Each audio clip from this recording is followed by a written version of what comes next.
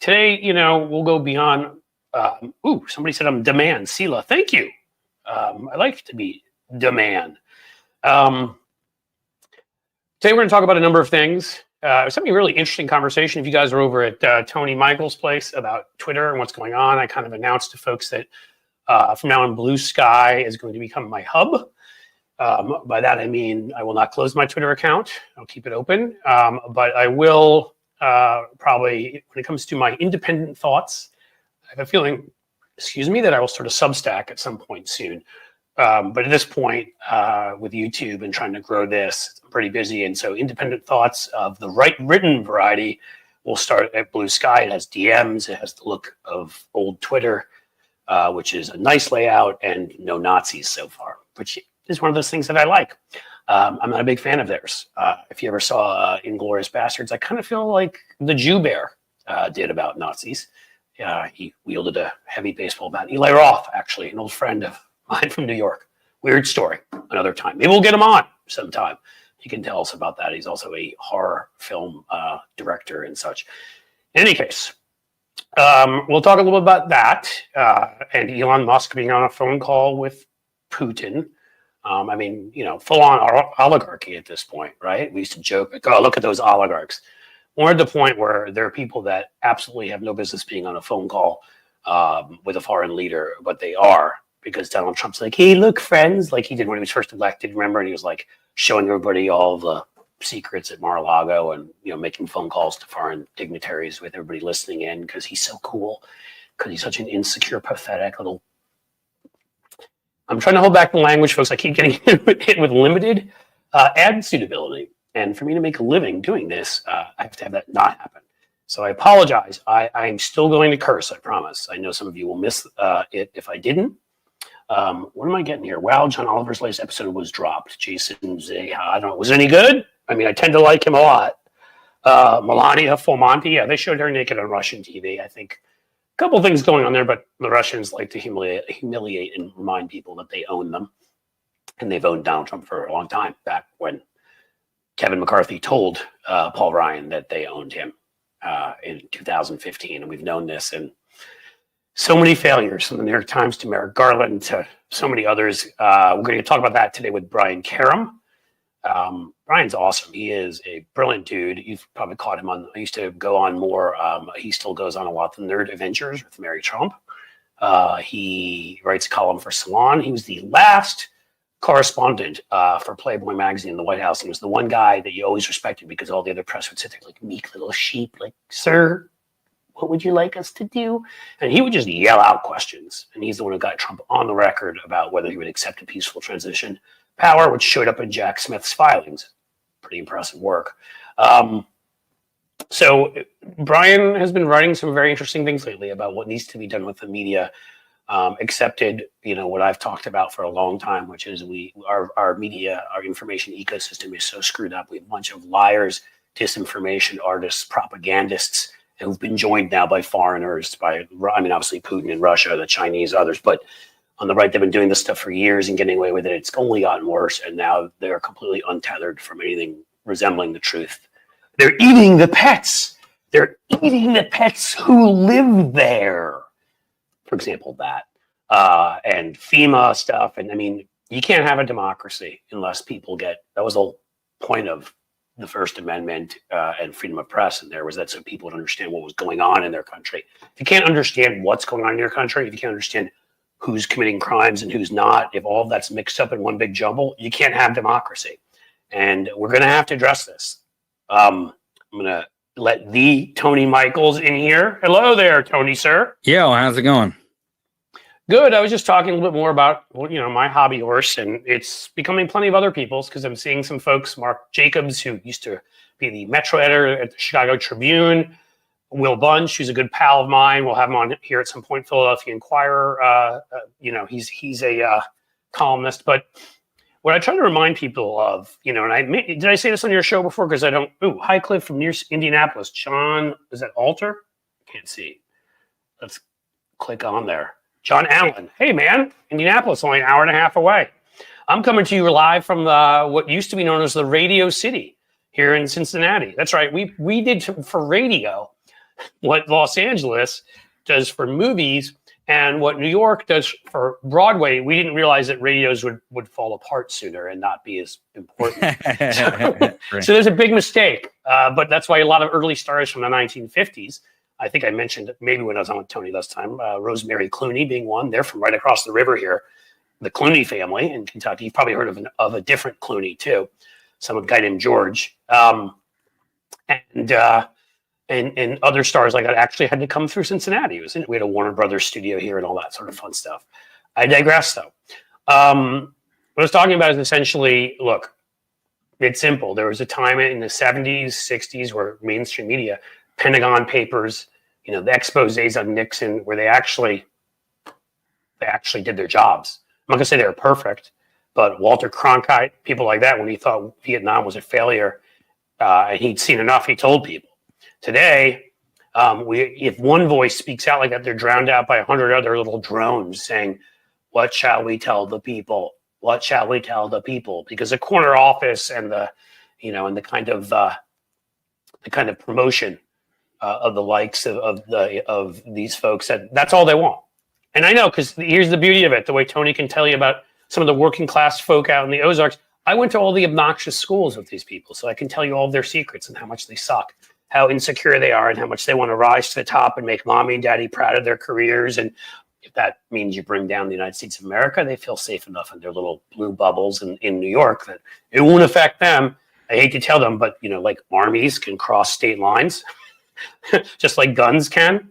So yeah, maybe the finding out phase for them will happen at some point. But again, our media could not have failed us more, and could not be a bigger joke. And that's where Tony and I come in, and Hal Sparks, who show us just we're gonna get in there where they used to be, just like some of the comedians have done. Somebody mentioned John Oliver earlier, Stephen Colbert. I mean, it's amazing that comedians had to become true journalists because journalists couldn't be journalists, refused to tell you the truth. Like, the only part of journalism where they actually try to make you dumber is political journalism. It'd be like if they told you about football, and they're like, in the football game, Alabama hit a couple homers, while Auburn, they scored a couple goals and they came back. And that's our political media, the equivalent of that. Tony, yeah, what do you think? I think that am I just full of crap, or do you? Well, you're definitely full of shit sometimes, especially when you got like a light penis on your shirt. But I will say that where'd that go? I don't know. The thing that I'll say is that a little bit of the hopium and copium that the media is trying to spend here, and some commentators are trying to spend, I think it's not bad, but I think it is creating an alternate reality that will never exist. And the problem with that is if you build your hopes on the fact that Trump's going to he's just going to do what we want, you're really going to demoralize yourself next year a lot.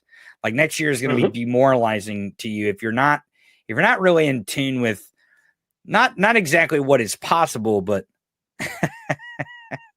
what really could be possible. Because if you really wrap your head around about the hurdles that they are going to be willing to jump over to subvert the Constitution, man, you'll demoralize yourself less next year because you'll be ready for it when it happens. Yeah, I mean, again, like I've always said, you can be an optimist, which I am, and a realist at the same time. Right. I saw somebody in there, and I don't want to criticize anybody specifically, but somebody said, Hal was delivering too much hopium. Well, if Hal was, I was too. And I've already, issued my mea culpas. I've already apologized. Look, Hal's a really smart guy, but I worked on 3 presidential campaigns and numerous Senate and House campaigns, 2 polling firms, wrote ads for Joe Biden, did PR duty for a group trying to win back the Ohio State House in a galaxy far, far away when that was doable. And we did in 2008 by knocking off 7 Republicans. Was the first digital PR person for every town for gun safety hired by Bloomberg their group there. I can go on. I'm not trying to give you my resume. I'm trying to show you that I have experience in all of this stuff. I've worked in politics for years, and I thought we were going to win big that night because every single thing that had predicted to me a big win that I'd gotten right for the 6 previous election cycles, or 7, 17, 2017, 18, 19, 20, 21, 22, 23, didn't come true in 2024. And so, I don't know that Hal was dishing hopium. He may have actually been looking at things as a smart person and thinking that, like a lot of us did, that this looked like it was going to go in the right direction. And the truth is, we now know, again, we may have been wrong, but it's going to end up having been a lot closer in popular vote and even in the amount that Trump won by. But no, I didn't think he could breach the blue wall states. Yeah, and I was overly optimistic about some other things too, but no, I didn't. I mean, you have to understand, like we had dominated Michigan and Pennsylvania. I mean, do you know what we did there in 2022? Like, we took everything, including both houses of the state legislature back in Michigan and the state house back in Pennsylvania. Like, I don't think a Republican had won in either place since Trump did in 2016. We won all of the statewide races, senators, governors. So, I mean, there was reason to, based on that, in addition to everything else. And we'd started a pretty good winning streak in Wisconsin, too. We reelected a governor there. We elected a Supreme Court justice in a special election there. Everything I used to try to predict this election, I used in that Supreme Court election. Same deal. The polling was getting it wrong, and I got it right. But this time it didn't happen. So, you know what? Shame on me.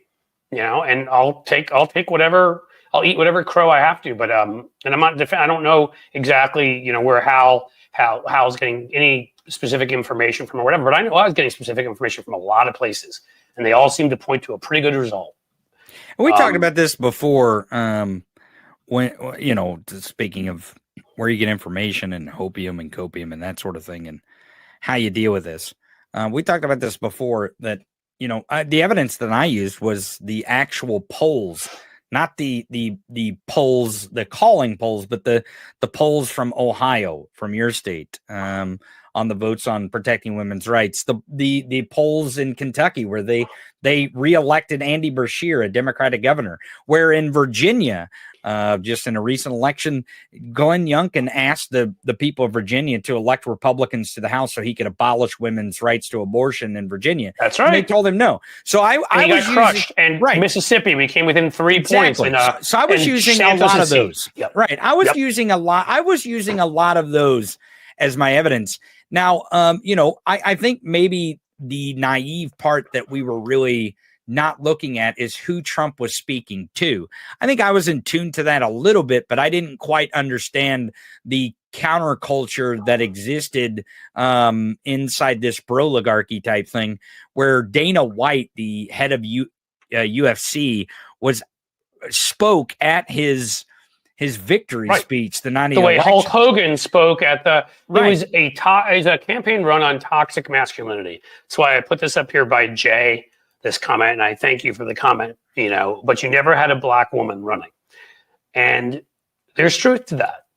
I believed after Barack Obama, I had more faith in our country, and that's on me. Sure, I knew there'd be a certain number of misogynists. I knew there'd be a certain number of racists. I guess what I didn't count on is the combination of having overt misogynists like J.D. Vance and Donald Trump and all the people they surround themselves with running a toxic masculinity campaign directly going after women, and that somehow they would still get a large percentage. They not only still won white women, but their percentage of Latinas went up by 7 or 8%. And they crushed it among Hispanic men, won that demographic, for example. These were things where I believe that there's such misogyny, and I've had these broader sort of philosophical conversations, even with Tony here. I'm not going to get into it. Again, my views on evolution and things of that nature, but we are an insecure, in need of feeling strong, and in that way, weak species. And I will say there are a lot of men out there who aren't smart enough to see past the toxic masculine garbage that Trump was throwing. And he just, no, I knew they were making gains among Latino voters. I never thought he would win Latinos. I never thought that could happen, and he could win, men in that demographic.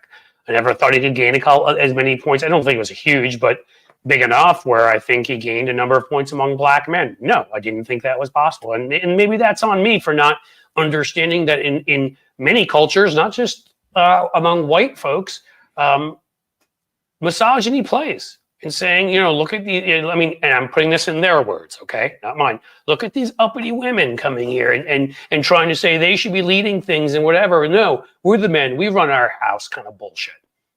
And I think a lot of that happened. And I think they were able, it's not that it's that simple. There's all the right-wing disinformation on all sorts of issues that played into that, stereotype. There's all of the failures of mainstream media. There's all of the failures of Merrick Garland to not go after any of the co-conspirators with Trump. I mean, Jesus Christ, we have texts of Mike Lee basically planning things out with Mark Meadows. And the guy is still sitting there in the Senate taunting people. I didn't know that we would have an attorney general who'd have like a field mouse for 4 years. There are a lot of things that played into this, because whenever you think that something has one cause, you're being very simple-minded. No offense, but that's the truth of it. There's always numerous things that happen for something like this to happen. I think that's the idea, and I think going forward, if people put in perspective of what can be because of who Donald Trump is, then we'll be much better off. I mean, for instance, and I've got to go here soon, but I want to bring this up. He's picked Tom Homan, one of his former ICE directors, to be his quote. Just go watch a video with that a-hole. Oh my God. Now, in an interview recently, 60 Minutes, and I showed the clip on the show, he said that his solution to not separate families when he's deporting people is just to deport the whole family. But that would give you cause for concern, because those people probably have birthright citizenship, which Donald Trump has said he wants to get rid of birthright citizenship. The problem is that birthright citizenship lives inside the 14th Amendment, which means that Donald Trump would have to shred the Constitution. And these are going to be the test that we are going to be able to tell how protected we really are. But be prepared that Donald Trump is certainly going to say, fuck the amendment, fuck the 14th Amendment. And if he's willing to say fuck the 14th part of the 14th Amendment, why wouldn't he upend the entire thing? Why would we need to say the 25th Amendment's gone, the 19th Amendment's gone, any amendments I don't like, they're all gone. If he does that, and then the courts, including his Supreme Court, which we might as well call it, are not willing to stand up to him on that, then which I don't. Right, but what if they them, make a decision to stand up to him, and he just says, "I don't give a shit." I mean, yeah. Well, then the next level is those that would implement the orders. Right? Are there enough generals in various positions who are just going to say no? I took an oath to the Constitution and refused to do it. I mean, there are people that can stop him from getting there. Will they? And I don't know what courts are one place, the military is another, the bureaucracy is another, which of course is why they want to cull the bureaucracy and completely, rip out by literally from its roots, our current bureaucracy, and replace it with all their little yes men and yes women. Because they know the bureaucracy can get in the way and slow a lot of things down.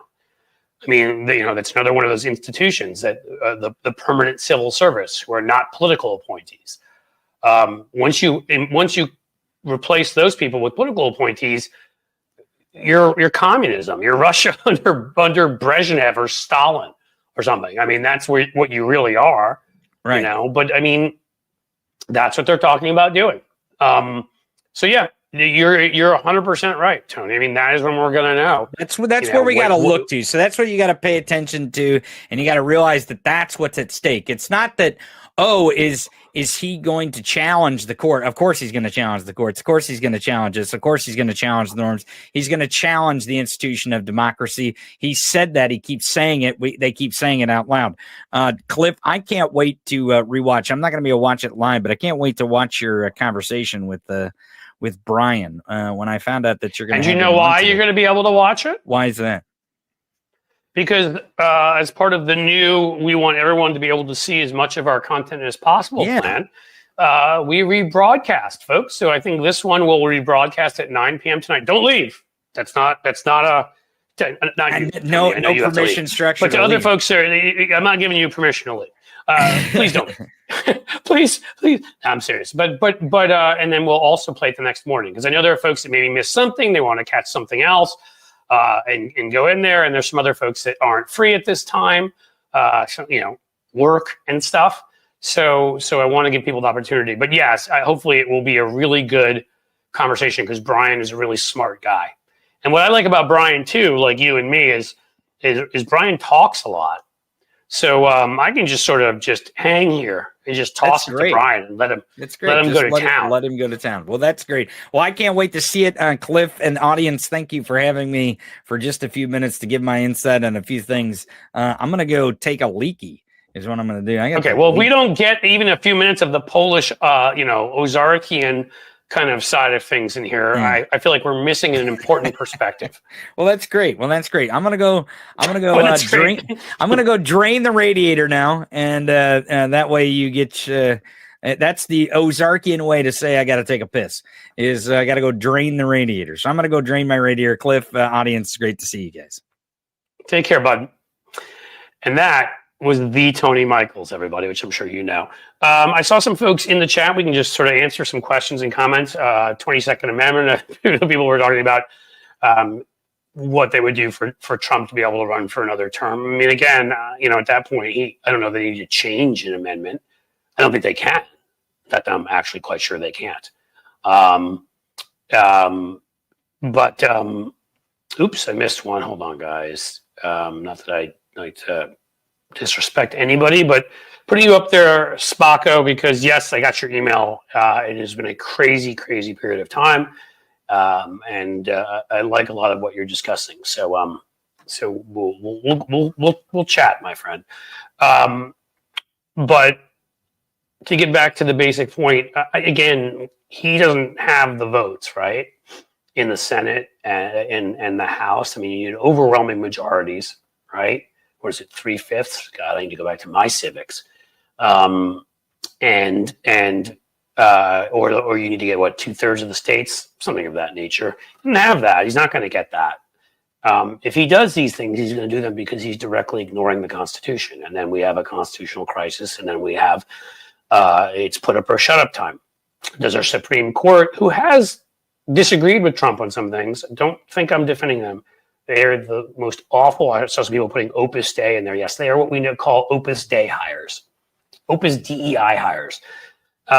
They're awful. They've pushed their ridiculous religious agenda on us and their ridiculous corporate agenda on us, and don't think I can trust any of them as far as I theoretically could kick them, but wouldn't, because I'm a peaceful citizen.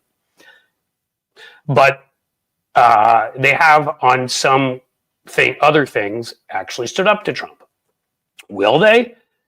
I would never bet on them standing up to Trump, but I suppose if he just tried to ignore a straight out part of the Constitution, maybe they will.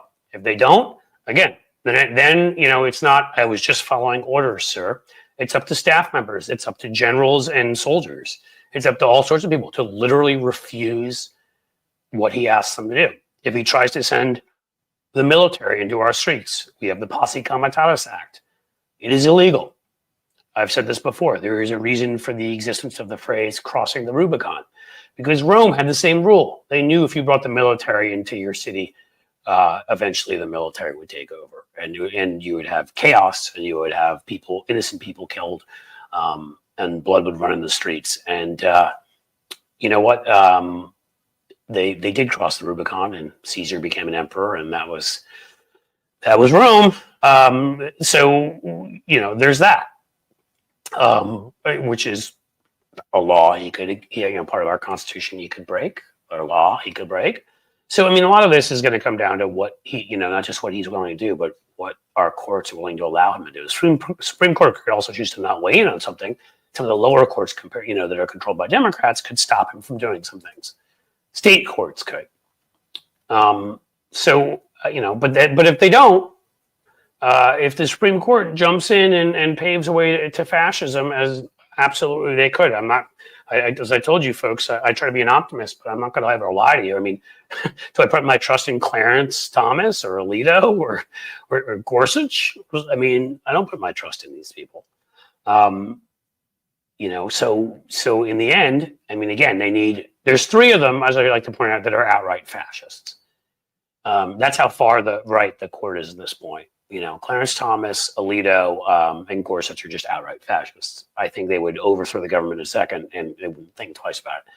And I put Brett Kavanaugh and Amy Coney Barrett in the far-right authoritarians. They're not quite fascists, but they're authoritarians. And then I put Roberts into the radical right wing, as in he may believe in constitutional government, but right-wing constitutional government. So, I mean, there is a chance that Roberts would break or Coney Barrett on some of this. But again, I wouldn't put any of my faith in them at all. And then we have to hope that the people stand up to do the right thing. First of all, we have to be out in the streets and say, no, this isn't happening here, not in America. But we need to see it from the military, from the bureaucracy, from other people, from his own staff, willing to stand up to him and say, no, this isn't happening. It happened last time around, right? We just don't know who's going to be there this time, and he'll try to handpick them. Milley stood up to him and said, "You're not shooting protesters." No, right? So it wouldn't be like this hasn't happened before. Well, yeah, I'm looking at what Brian Champagne is saying. A dictator doesn't need a Supreme Court. You're right. I mean, again, if he pulls the Andrew Jackson and says, "You've made your decision, now try to enforce it," and he just goes in and but again, that's where the people refusing to do what he asked them to do. Again, it wasn't the courts that saved us from him shooting protesters, I think he said, in the legs, which they would have missed and killed people, and shooting people in the legs is sort of awful. Anyhow, it was Milley that stopped him from doing that. Okay? John Kelly stopped him from doing some of his other awful ideas. McMaster's, some of the military folks in there. Are they going to do that? The current ones? Not if he gets Michael Flynn in there, I'll tell you. But, that's part of the problem. We've been too nice. Michael Flynn should have been court-martialed. And we wouldn't even have this problem. We wouldn't have to worry about him anymore. I believe I see one Brian Karem, the infamous and famous all at the same time Playboy pinup. Oh, no, that's right. He was a Playboy correspondent. I get that mixed up all the time. Oh, look at that. He's even got the sunglasses for it. The last... Look at... Are you freezing up on me? Oh, Yeah, you got to get the hat on. Look at this guy. It's like half returned from the dead. Last Playboy correspondent in the White House who got Donald Trump to say that he wouldn't necessarily respect the results of the election. And Jack Smith put that in his filing. And it would have mattered if, we were a country of laws and didn't follow some stupid State Department memo put out by a Nixon and Clinton lawyers that I think is such a pile of crap and has no actual legal bearing, but of course we'll follow it. Yes. Amen. Hallelujah. What's up, Cliff? Good to see you, brother. Good to see you, man. I'm really glad you're able to come on today because you wrote two really good things. I think they're all great, but go ahead. Well, have you ever written anything that's not great? But these two are of a piece, so to speak, which is to say, I've been on a war path for years now against the New York Times, and you wrote a piece for Salon basically saying, is the New York Times to blame for Trump's victory? I think they are a lot to blame, and I think people like you and me, because I now live in Cincinnati, even though I'm from the East Coast originally. You now live on, I don't remember if you live on the West Coast or East Coast, but you live on one or the other. But you both, there you go. But you're from Kentucky. So we get this, which is if you're from smaller towns or medium-sized cities, which is what Louisville and Cincinnati are, people don't understand the enormous, extraordinary influence what the New York Times decides to cover and not cover has on papers across the country that don't have the resources, don't have the reporters. If they see the New York Times or Washington Post covering something like, well, we should be on that. That's one effect. But why don't we talk a little bit more about what your thoughts on the New York Times, and then the other one you wrote on Twitter, and that was music to my ears because I've been speaking out on forever on how the United Kingdom does things, Canada, Germany, that there can be, we had some limits on political speech. We've decided never to enforce them. We've decided on other ones, to let these sort of extremists define what, that you can say anything. And the truth is we know if you don't have information, you talked about the fairness doctrine disappearing and other things. If people don't get the truth, and there is one singular truth, if they don't get the truth about things, they can't vote then knowing the truth. And therefore, we're going to get elections like this where all sorts of people will vote for somebody and then afterwards tell you they didn't even know a lot of things about them. So I want you start with whichever one you want to start with. I'll start with the last one first, and before I get to the New York Times, the Washington Post, and the other purveyors of prognostication. I don't know if there's one truth. I know there's one set of facts. We have to argue from the facts. And, there's 3,000 religions in the world, maybe more, and all of them have their truths. So settle on let's start with vetted facts. And that's where we need to be. And until Ronald Reagan began and this is the rant, I'll just give it so we can have at it. I know I've got it written down here, but why don't you just do it?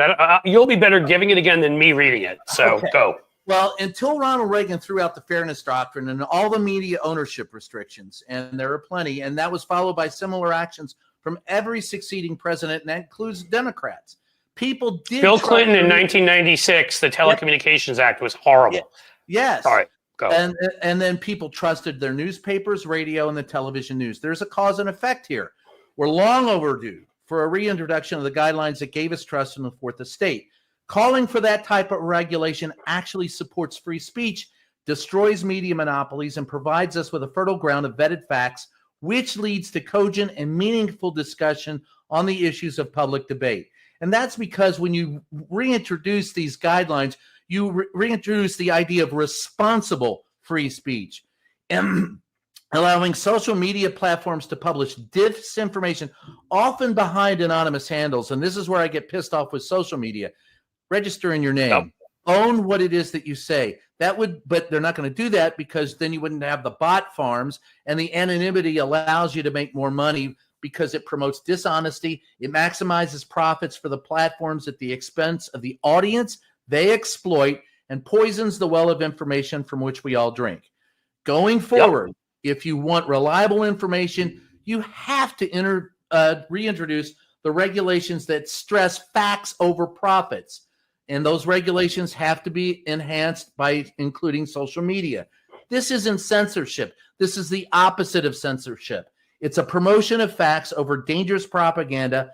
And Cliff, we all used to realize this. There is a lot of nuance in this issue. You can't shout fire in a crowded theater when there is no fire, which is in effect what people are doing when they invent their own facts or give alternative facts. Libel and slander are not protected speech. So if you can identify who's libeling you or slandering you, you can take action against them. But if they're from some anonymous handle, you can't do anything about it. Satire is protected. Courts of law decide on disagreements.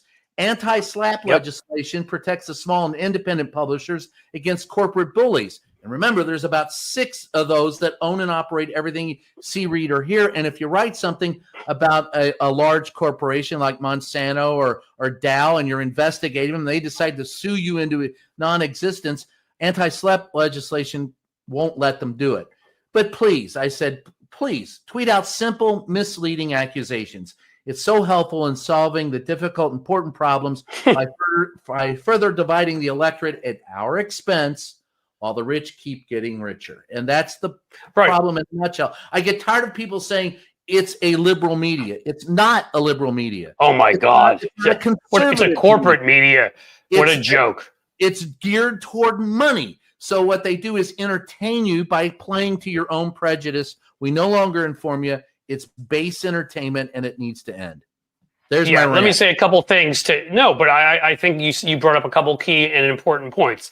One, when we have an owner of the Washington Post who pulls back and will not allow an endorsement to be made because he's worried about regulations for his not side project, his main project, Amazon, we're in a ridiculous place.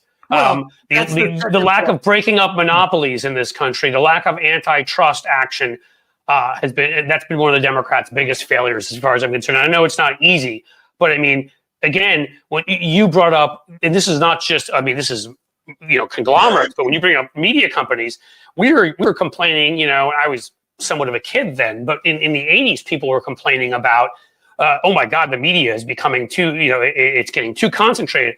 We had 60-something media companies, and we now have 6, as you said, that control like 80 to 90% of our media. It's insane.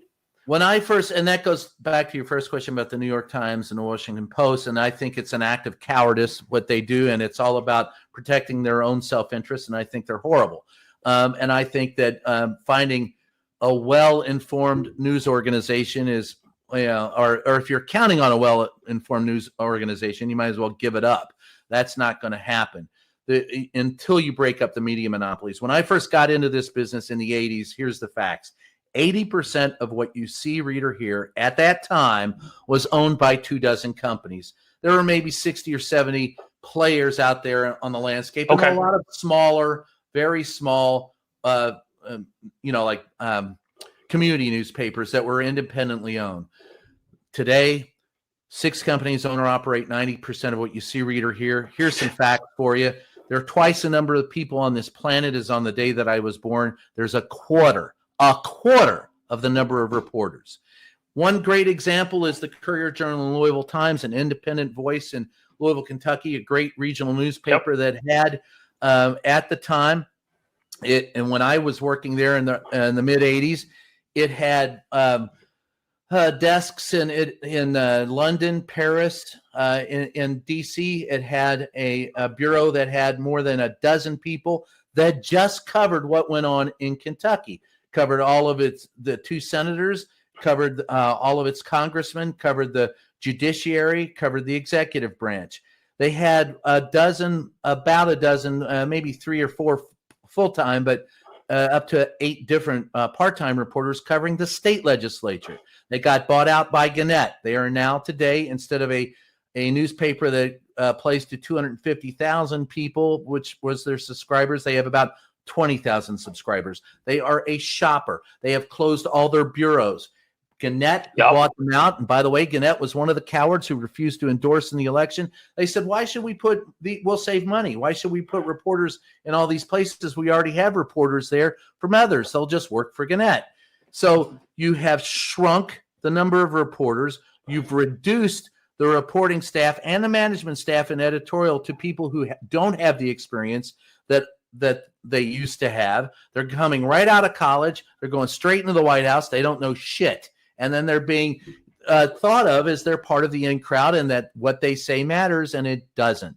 So all of this has contributed to the demise of media. And the problem is that there's nothing to replace it. I wrote a book. It's called Free the Press. Read it. There's my plug.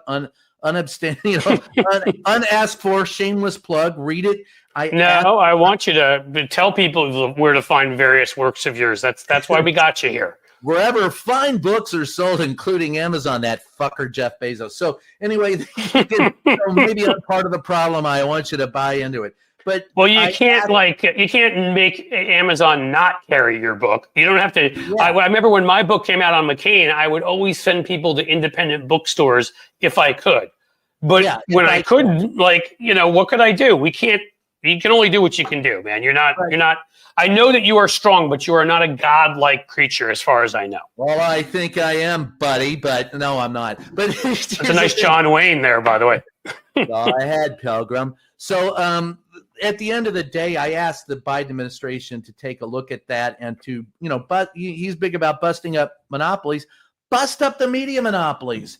Oh my God, absolutely. Until we do, we're screwed, blued, and tattooed. And this election just tells me how bad the misinformation is, because there are people who actually knew what Donald Trump is all about, and he won the popular vote. So there are people going, yeah, I don't want that. And they don't even. But they normalized it. But what they did is they made Donald Trump's behavior, and I get it. It's hard when there's a new normal and that becomes something that happens every day. And let's face it, this guy, one day he's performing fellatio on a microphone. You know, the next day he's talking about the size of Arnold Palmer's penis. For that, I think he probably did, actually, among young men, right? The next day he's talking about, Arnold Palmer in the showers and, you know, the size of his penis. And I mean, well, Cliff, you know what? When I heard that, it was like, Donald Trump is a guy you don't want to go golfing with, because at the end of the day, you don't want to have to take a shower. He's the guy that, you know, he's checking you out in the shower because he's jealous, because we know that Stormy said his is like a little mushroom. But I digress. And the point is that I get it how when someone's saying that stuff every day, it's harder and it becomes more normal. But it still is a media decision to make it normal and say, we are going to cover him like a normal candidate. The Philadelphia Inquirer, owned by a private foundation, did not do that. They did not do that. That it's not that it's that here's the mistake the press made. And they made it, they felt that if there are people, and I know people who made these decisions, and I had discussions with some of them, it's like, we need to show how bad he is so you can compare him to the normalcy of Harris. The problem was, what they didn't understand is that by the repetition of that particular message, that it made for the made it normal. What it did, yes, it gave people pause to think that, well, you know, when you compare the two, shit, if they're just mentioned, he must be okay, and so we vote for Donnie, and that's the problem that we have in the press, and that is exacerbated by the fact that our decision makers in the press are by people who do not have the gravitas that we used to have in the press. For example, oh my God, Sulzberger is like a nepo baby of a nepo baby. Nobody in that family's done anything since 3 generations ago. When I first walked into the press office in 1984 or 85, Helen Thomas was one of the first. Well, she was the first person I met, and Helen said, I got to meet her once, and she was incredible. She said, listen, Brian, just ask the question. Doesn't matter what the answer is. Doesn't matter what the question is. But by asking it, whether they answer it good, bad, or indifferently, you've put the issue on the record. So never be afraid to answer it. I said, well, they called me rude. And she goes, I've never heard of that. That doesn't compute in my universe. You're not there to kiss their ass. You're there to hold them accountable. They work for you. Ask the question. And then I was introduced to Sam, and Sam said, listen, Brian, take a look at and listen to that first row in the briefing room. That was before they called it the Brady briefing room, but in the briefing room, that first row there's 200 years of experience among those 7 people sitting in that row or more. Listen and learn. And then he made a joke about Helen having 190 of it, and she said a smart-ass comment to Sam, and Sam said, hey, Helen, it's okay to have an unexpressed thought. And Helen said, hey, Sam, when it comes to you, I have a lot of unexpressed thoughts. I didn't know what I was doing for the rest of my life. But she was so good. I mean, she just was. I mean, when she was in those years, man, when she still was boom, boom, boom, she was great. She was. But the point, you take a look at that first row in the briefing room today, Cliff. How is there? Oh, God. Is there 100 years of experience among those 7? No. And they all think negative 23 years or so. I mean, does little what's his name get to sit in the front there? You know, Fox and Friends Spawn. I can't even. It doesn't matter to me who it is. I think everyone in that press room lacks the gravitas. You know, you're right. Well, I was in the East Room one day when Biden was going by, and I asked him a question, and this pool reporter tried to come in and run over me, so I just ran over her, and Biden started to answer me. And then she tried to butt in, and then she goes, hey, I'm in the pool. And I said, that's why you ought to shut up, because you ask stupid questions. And Biden just sat there and smiled and did this. He looks at me and goes, and then, and that's the problem. They think they're more important than they are, and they suck. Every single one of them. You ought to be. Yeah, but it's also, see, you're a classic example, and sadly, you're like one of the last probably of a dying breed. I mean, Well, please don't die. Well, at least while you're on here. I mean, we actually might be good for ratings. So I'm kidding. We love you, Brian. Another show. Just donate No. to save the Brian Karem Fund. Give early. No, I've seen your cute grandkids. You can't go dying yet. You got to give them some time. Okay. I'm yeah. No, what I mean is like, you know, and I'm not just saying this, man. I look at you, I listen to you. You're a freaking journalist, man. If I had journalist, you know, in the old sense of that term, in, you know, like in the dictionary, you're the kind of person I would have your picture next to it. Olivia Nuzzi, for example, not so much a journalist. You know, Stephen Glass back, let's go a little bit back, at the New Republic, not so much a journalist. I mean, the problem is we've run out of this last generation of folks that went into this. We had a guy who lived near me here in Cincinnati. His name was Jack Cannon, and he'd been to Cincinnati Enquirer. Did you know him? Yeah. Jack was a terrific guy. Like, we loved him. I mean, sadly, he passed away way too soon. In his late 70s, he had a heart operation and was expected to just be okay and never made it out and was just destroyed us. He used to treat my boys were then young, and he used to, when he'd see them, you know, he'd be like, pay them a nickel each to carry his groceries or, you know, just for fun. I mean, he was this grizzled veteran. He'd been in the Cincinnati Enquirer, what you're talking about, when they had a bureau in like Middletown and a bureau in, like, they had bureaus everywhere, right? Like, and he was in all those bureaus. He also went abroad for them. I think he'd been in London, you know, for them and whatever. I mean, he was the real deal in the way you're the real deal. The problem is that, again, because all they've become is profit centers, it doesn't matter anymore about getting people the truth. It used to just be accepted that the media, that news operations, the price of having licenses, for example, if you were NBC or whatever, is that you would have news, you'd lose money on it, but you'd get people information. You can make your money on Friends or whatever. But now everything has to profit. And so even with newspapers, you know, I mean, when I first got to Cincinnati, so I was, you know, we first, actually Ohio, because I was in Columbus for a bit, because I was hired as the spokesperson for the then state treasurer, Kevin Boyce. Okay. And I would go and meet with folks. There are maybe only 2 or 3 newspapers left that had Columbus bureaus, like the Akron Beacon, you know, Journal, which was a terrific newspaper, the Cincinnati Enquirer, and, you know, maybe the Cleveland Plain Dealer. I'm not sure I don't think any of them do anymore. No, forget London, Paris, New York, whatever. They don't even have Columbus, where the state government is. Right. You know, they don't even have Columbus bureaus anymore. And so, you know, again, like, you're not gonna. So what they do is, again, they end up taking their cues, because they don't have anybody to tell them what's going on. They're like, hey, the New York Times thinks that's important. You know, let's crib from them and write what they're writing, and you end up just getting garbage. You don't get the sort of the views from people that have been there. And again, yeah, okay, I was making a little bit of a joke and pushing it with Olivia Nuzzi because I can't stand her. But, you know, I went to, you know, as I said to people, and I mistake, and that's I couldn't stand her long before that, though. She was part of you know, it was like watching the Mean Girls Club. And please, folks, don't take that as a misogynistic remark, because there's a Mean Boys Club there too.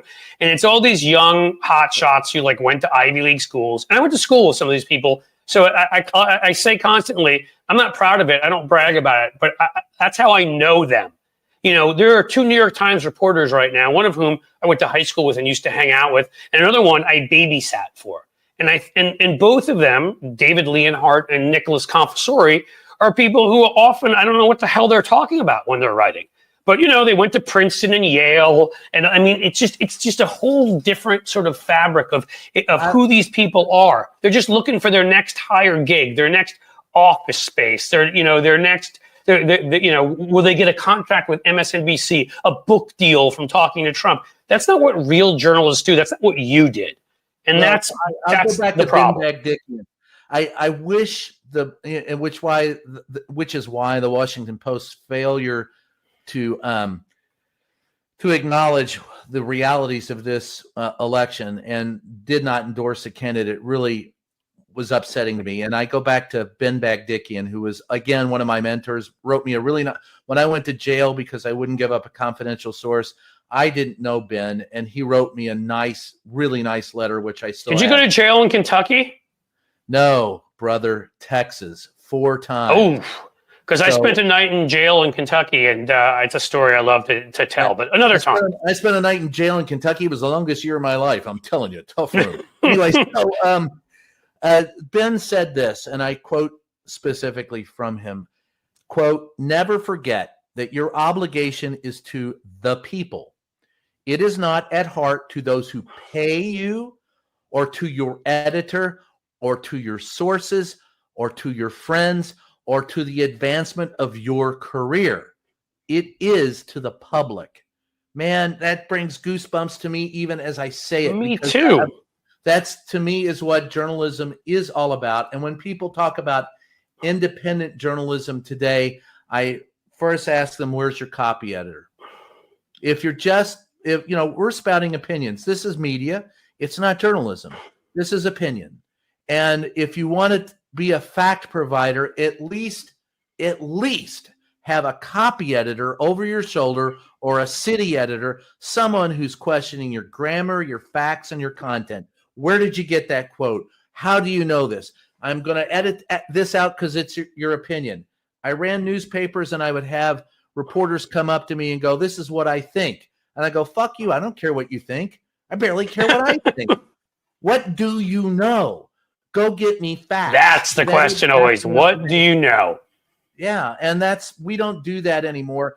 And some of the new journalists listen, like even I have to say, I don't mean to cut you off, but like I have always been, when I've written, I've always been an opinion writer. Okay, I never was a real journalist as you were.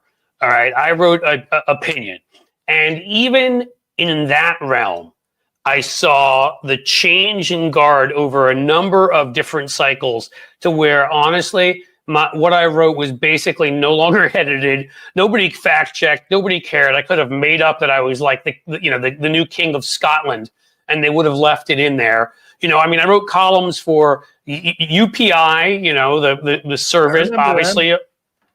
I wrote, that was my first column ever, was for them, but then the Reverend Sung Young Moon took over and it became a less desirable place to be and more propagandish. I wrote for Kegel cartoons, and they allowed me to have a syndicated column and then I wrote for The Guardian and The Daily Beast. And there are some terrific people along the way, terrific editors. I had Noah Shackman, who actually, again, I went to high school with him. He's one of the good ones who came out and did right by the profession, and he ended up at Rolling Stone and all of that. He was one of my editors at the Daily Beast. Mike Tomasky, another terrific writer as far as I'm concerned, but I can't say that about everywhere I was. There were people who just didn't edit and didn't care, and they wouldn't bother. There was the fact checking got less and less. So it's opinion writers, you're still supposed to be, as you said, rely on fact. I can have an opinion looking at those facts, whether I think that's acceptable or not. The economy went up whatever percent. Is that good or bad, in my opinion? The fact is we grew at whatever percent.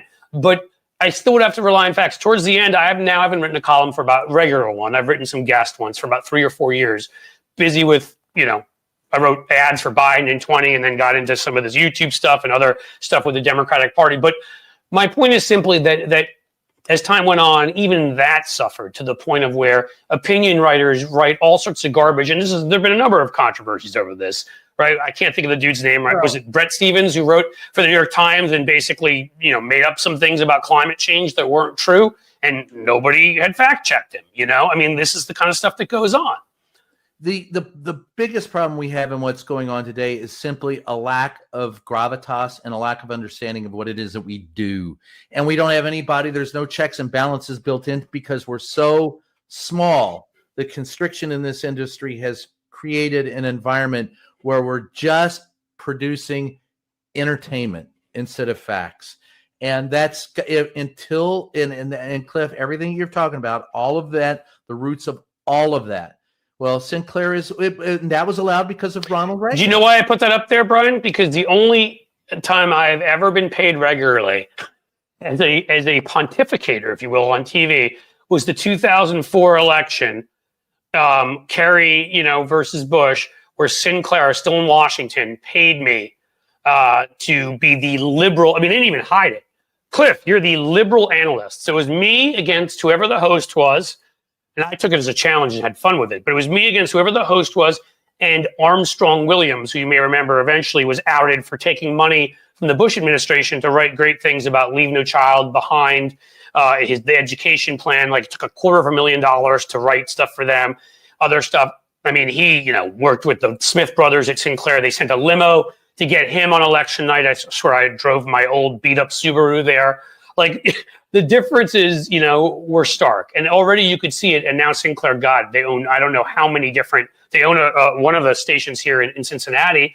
And that's what I mean. Like, that's more of the sort of stuff that's going on with media monopolies, and especially when they're right wing. I call them vulture capital groups. That, there's Gannett, there's Sinclair. Gannett owns television and newspapers. Then the Alden Group, which owns a couple hundred newspapers. There were limits on this. Every place I've ever worked at has been bought out or closed, and the staffs have been skeletonized. And one of the reasons why I got particularly upset with Jeff Bezos' editorial about why he didn't endorse it, he said something to the effect that, no one in Pennsylvania is going to decide who to vote for based on what we write. Well, you've just told me how irrelevant you are then, because when done correctly, endorsements are key. Now, the Courier-Journal would endorse, and here's how they would do it. And even people who hated them, and they endorsed both people, Republicans and Democrats, but they did it because they brought you in front of an editorial board. They interviewed you. They did opposition research on you, and then they vetted you. And so even if you hated the Courier-Journal, if you got endorsed by them, you put that in your political advertisements. Because I always thought they, as somebody who met my wife working against Mitch McConnell in Kentucky in 2002, which is how one of the ways I ended up living in Cincinnati. We went back to DC for a while and then ended up here because family here and what have you. I mean, I was very impressed by both the Courier. I mean, Kentucky had two terrific papers, in the Herald Leader and yeah. But when they sold to Gannett in the 80s, it's no coincidence that the rise of Mitch McConnell occurs after the sale of the Courier to Gannett, because they ceased doing that. Now you're worried about your business interests, and you're no longer just worried about being a journalist. Yeah. Were you at either of those papers? I was at the Courier-Journal in 84 and 85. All right, we're gonna have to have a conversation off air because a family member was very high up there, but not the kind of thing I'm going to expose out here and get them in any trouble for being related to me. That could be a bad thing. Well, yeah, I once showed my nipple on here, and some folks encouraged me to do an OnlyFans, and so I thought, hey, I work out, if that could be part of another revenue-generating opportunity, then it's even easier for. In all seriousness, though, like even this market, we had the Cincinnati Post that shut down, right? Like the Cincinnati Enquirer ends up being what's left. They've now become literally like a pamphlet. I mean. Again, like it has to be nonprofits. Is I think one part of it would be what I would think to step in so that we know it's not about profit anymore. To have some, I mean, again, why the Philadelphia Inquirer was the only newspaper to call on Trump to drop out after the debate against Biden for being a quote serial liar, and did not call on Biden to drop out was maybe because the Philadelphia Inquirer is owned by a private foundation and didn't care. They're not a corporate entity that gives a crap about that. So to me, they became I told everybody, unsubscribe from the Post and the New York Times, subscribe to the Philadelphia Inquirer. They are the most reliable. If you're going to subscribe to mainstream media, they became the most reliable. And then I was incredibly impressed. You may have seen it, Brian. I don't even know who owns the Cleveland Plain Dealer, but their editor, Chris Quinn, wrote this long letter when people got mad at him and said, listen, one of the two candidates tried to overthrow an election. One of the two candidates didn't accept, and this is when Biden was still in, didn't accept the results. We are not going to treat them as the same. When Joe Biden deserves criticism, I will be out here giving him criticism. But we are going to cover them as they are. We're not going to pretend they're two sides of the same coin. And those are the only two newspapers. I'm sure there are some others, ProPublica, but they're nonprofit. I'm sure there are some other city newspapers around the country maybe are independent and did better, but those are the only two. So I immediately subscribed to those two, and I'm unsubscribed from the New York Post. I'm sorry, never was subscribed to them. The New York Times, the Washington Post, and those guys, because I want to support at least the few that are doing the right thing, But you tell me, because I agree. I'll be taking up a collection at my church this week to buy the Courier Journal and the Los Angeles Times. We'll start there. We can rebuild. We have the technology. Let's do a GoFundMe. Let's. Okay, so in series, if I had known that the Times was that cheap or the Courier I could get that cheap, I'd have saved a long time ago, because you've got to build up. And it's got to be from the community newspapers. It's got to be. And listen, if you're a newspaper today, folks, welcome to reality. You're just not a newspaper. You're an online streaming service. You're a podcast. You're a television station. You're a radio station. Give it up. You publish. You are a media entity which publishes on multiple platforms. And if you do your job right as a newspaper, it enhances. That's how you can make. That's how you can make revenue. Yeah. The written word is still king. And here's the reason why. I can walk into a court of law and I can hold up this newspaper clipping from 30 years ago, still says the same thing, still has the same sources, it is etched in paper or in stone. I can go to the internet and hack anything. And in a court of law, finite rules. So the finite edition of a newspaper. I've seen 1850. I've got copies of newspapers that are now history from 1850. Oh my God! When you look back at those, yeah. So I have to ask if you can throw it in there. I like to see what folks. Regina Gavin, who you say our local newspaper died. I'm interested which one that is. If you want to throw that in the comments, it's happened to so many newspapers. There are huge SWAT. There are 45% of the counties in this country do not have a local media source. Do not have it. They've died on the vine. Well, New Orleans, right? Like at this point, they only have the Picayune Times on weekends, right? Like they stopped publishing during the week. The government has killed newspapers. It's the slap legend. For example, they took away, you used to have to publish in a newspaper public notice and service ads. Government's tried to get rid of them, saying, look, we can publish on our website. Folks, we have websites. The difference is that we are independent of the government and can hold them accountable. You cannot trust everything you see on a government website, because also it's a form of revenue that they kill you by stealing, I would assume. They view it as a cost-cutting measure. But the fact of the matter is, it doesn't cost them that much, except for the fact that it costs them the ability to dictate to you what it is that they're doing. Local, state, and federal governments have determined that it's better to keep goes back to George Carlin. Think of how stupid the average person is, and realize half of them are stupider than that. I swear I quoted that line last night. That's probably that's a top 5 George Carlin line that explains us. And they keep you in the dark so they can keep running away with the cash. And it's advantageous to them to do it. They've had 40 years of supply side economics that proves it. And if you don't get it, you're not going to get it.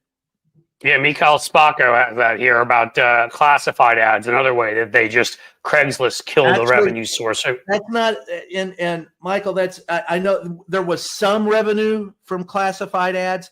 The biggest source of revenue from subscriptions is from display advertising. Those are still valuable because the way you sell them with national ads and large ads is you put them online as well.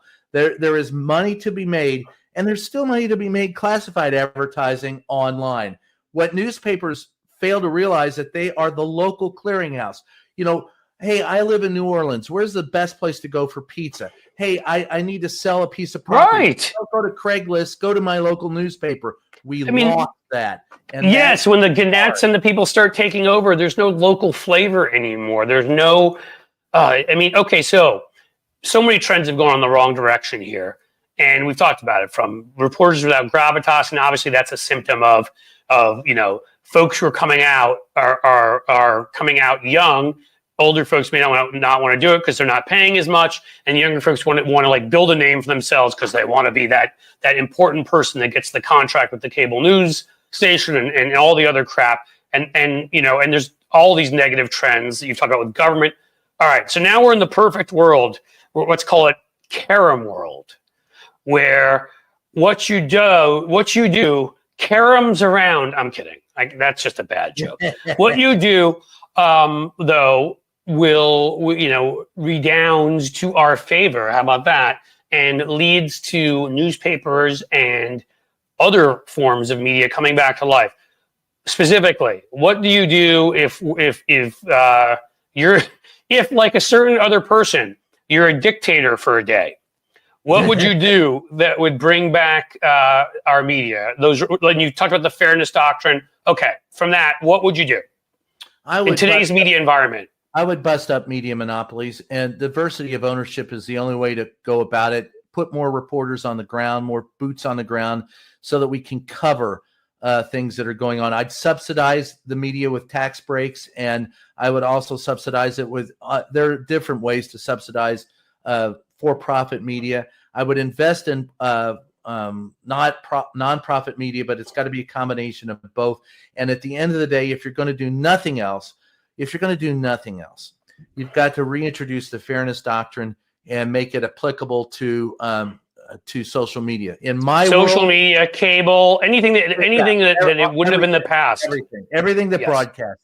At the end of the day, the biggest challenge to accurate factual information on social media are those who post comments and pretend to post real photos and news behind a false name, behind a handle, behind an anonymous handle. Like Robbie blows it up, whatever, 25, and or Sarah Bernhardt 37, whatever. No, you shouldn't. I agree. You have to be accountable for. I am accountable. I am not on social media as anything other than my name. I do that voluntarily, and everyone else should be accountable for what they say. So you cannot throw these anonymous bombs, disinformation from behind a bush. And also, by the way, that gets rid of a lot of the bot farms, and that's why I was going to say get made, because people, they want the profits. The large companies. This is how you know how important it is. I brought it up with Tony Michaels, who I was on his show, and then he was on here right before. And this is why I brought it. This is why this is how you know how important it is to these guys, that people don't know the truth, because Republicans, the right in general, know that people have accurate facts, they will lose almost every time. I mean, yes, some exceptions in about 15 very rural states in this country, but in most places they will lose. And here's what it is, which is this whole, well, hold on one sec. Even in rural states, you're right. This whole sort of assault on leading with the word censorship. Oh, you're going to censor us and censor social media. The fact that JD Vance just threatened, the EU over them censoring Elon Musk tells you everything you need to know, which is they know that if they cannot have, because the EU, they've got more tougher laws than us. And again, that's why I've said you can be a democracy. In Germany, if you show a Nazi symbol, you go to prison.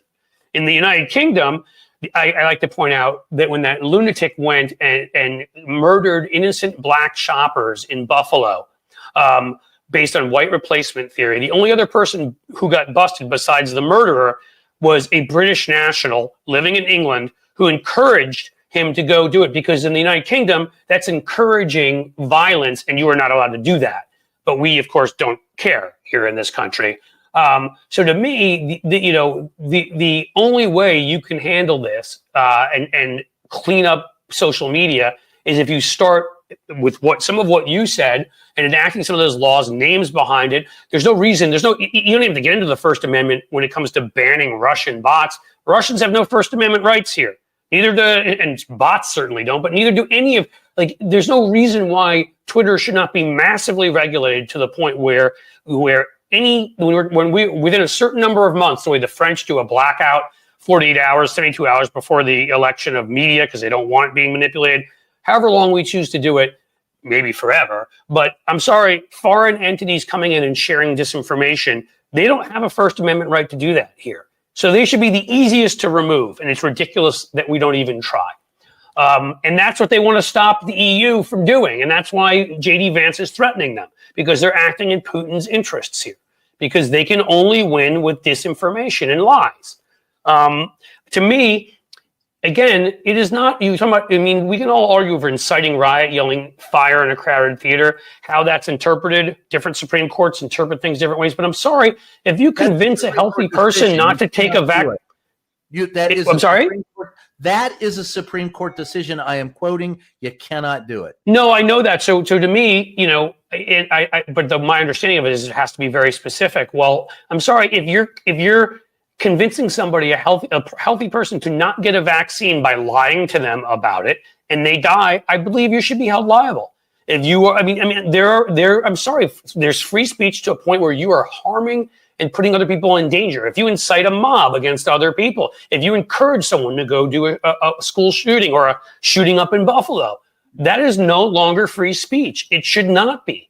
And in the past, there are times when it wasn't. But right now, just the way we've turned the Second Amendment into something that it never was, this joke of an individual right instead of a well-regulated militia meant to stop, you know, internal dissent from a Shays rebellion or an attack by the British, they turned it into some individual right to have almost any gun you want.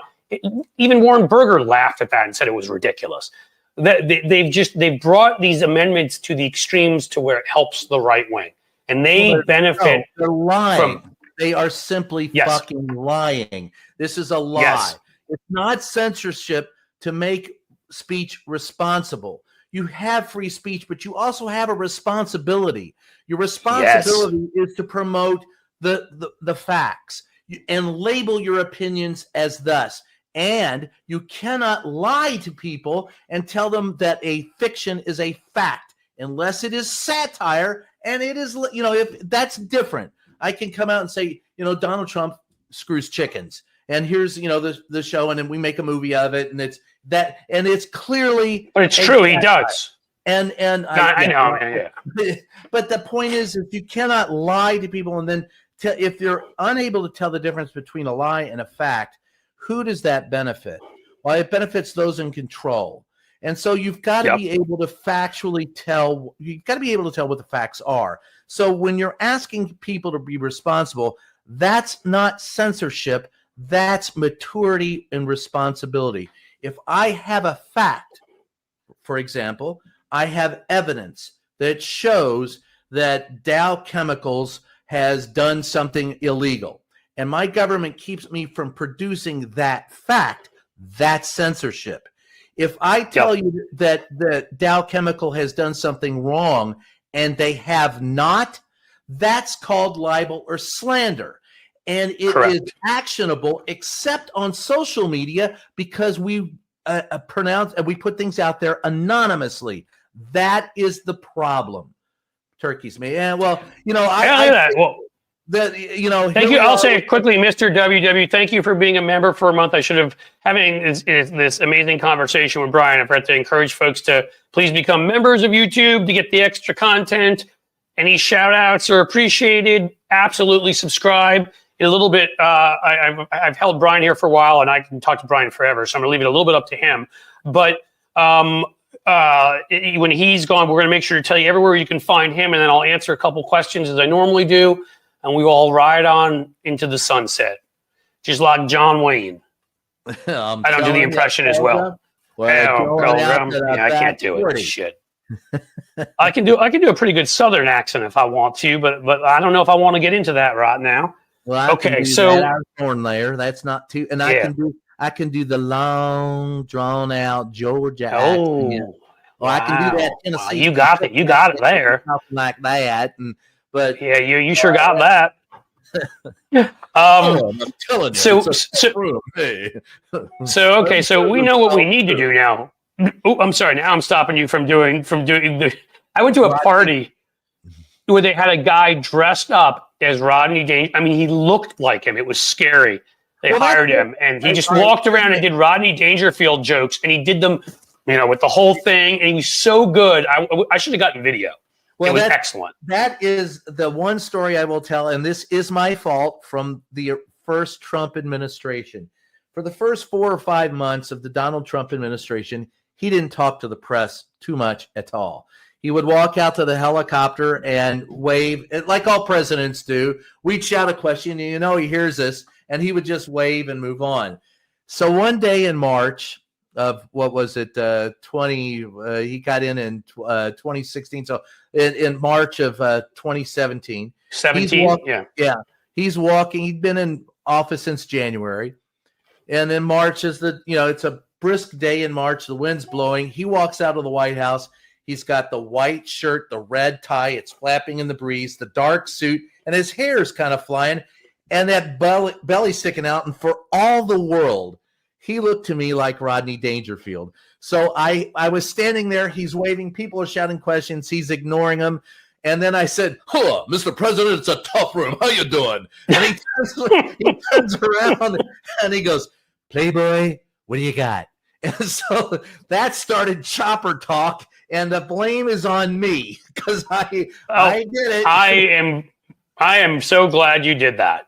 But that, even that's part of the whole thing. Again, man, there's a time. Who was it? Jack Germond, the late Jack Germond, wrote that book about hard drinking whiskey and whatever. I can't remember the name of it, but he sort of caught the essence of what journalists once were.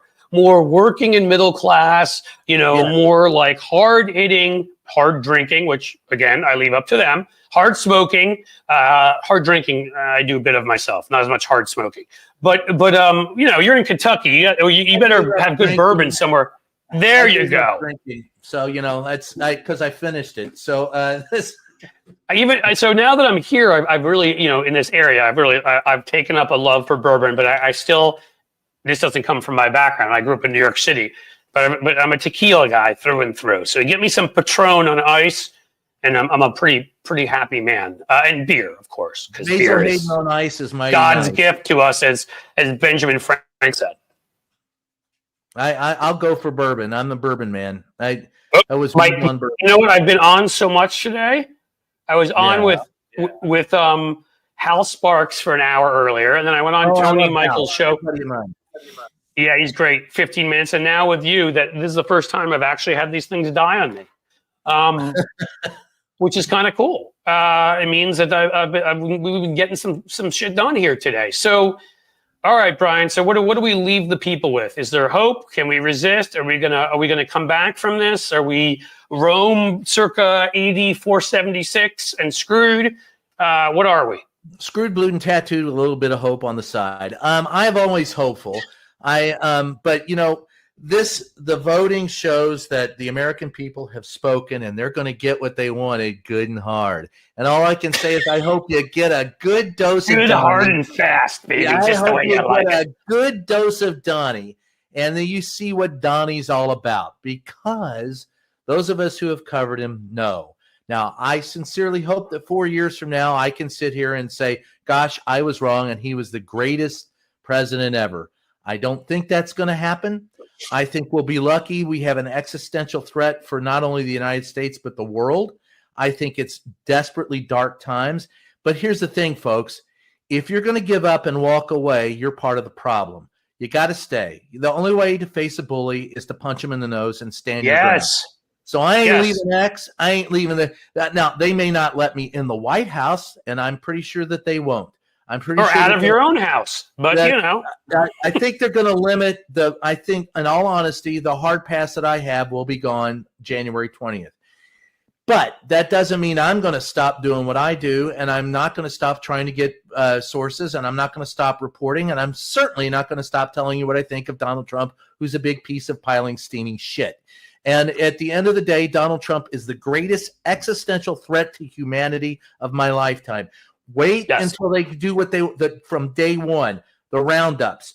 Day two, they're going to get rid of. They're going to go back to patronage jobs and loyalty oaths from civil service.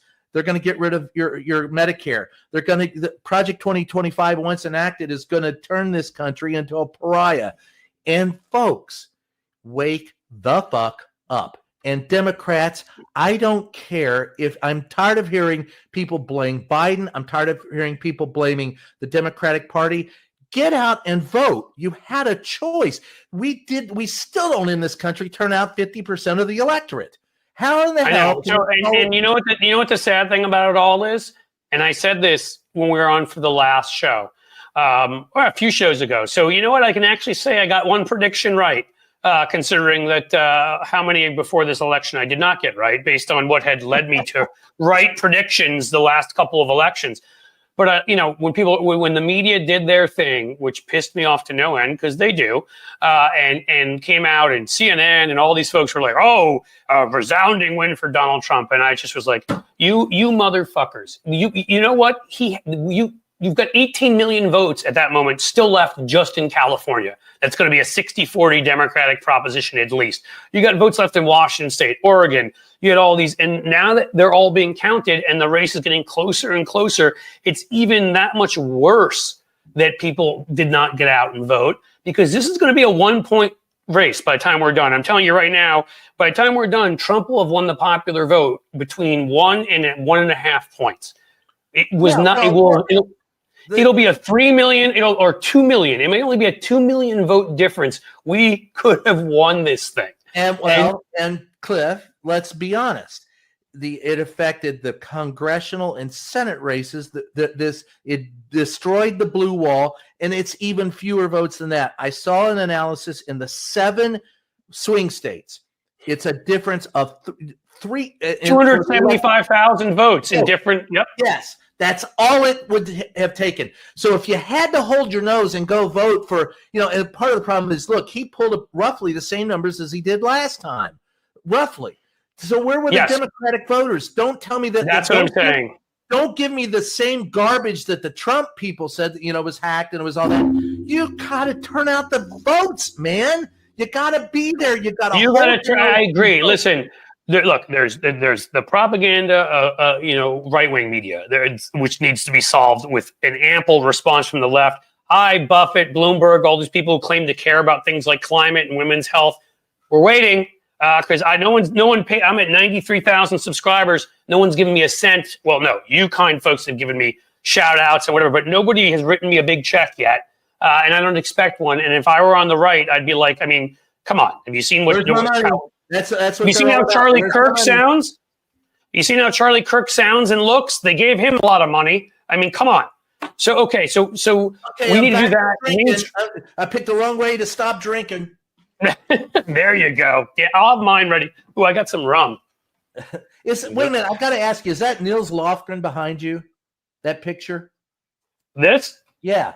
We got Bruce. That's a great book on Bruce by Peter Ames Carlin. It kind of looked. Well, I couldn't see it at first, and it looks like. No, Niles is. I love Niles. I know him a little bit from Twitter, but we got stuff on beer. We got the art of war. We got Mickey Mantle. The important stuff is behind me. His brother Mike played with me on stage. The Lofgren brothers are great together, and they're from Maryland. And for those who don't know, Nils Lofgren got famous by playing a guitar on a trampoline in suburban Maryland, and that's how he, and then he went on to fame and fortune, but they're a lot of fun, and I couldn't. Oh yeah, awesome! He and his wife Amy are really not. I've talked to them; they're incredibly nice people too, like just humble, nice people. Yeah, So folks who rock and roll, so I'm with them, Well, there you go. So folks who've asked, they're like, and I put this up here. Ask Brian to come back as much as possible. Of course, I will.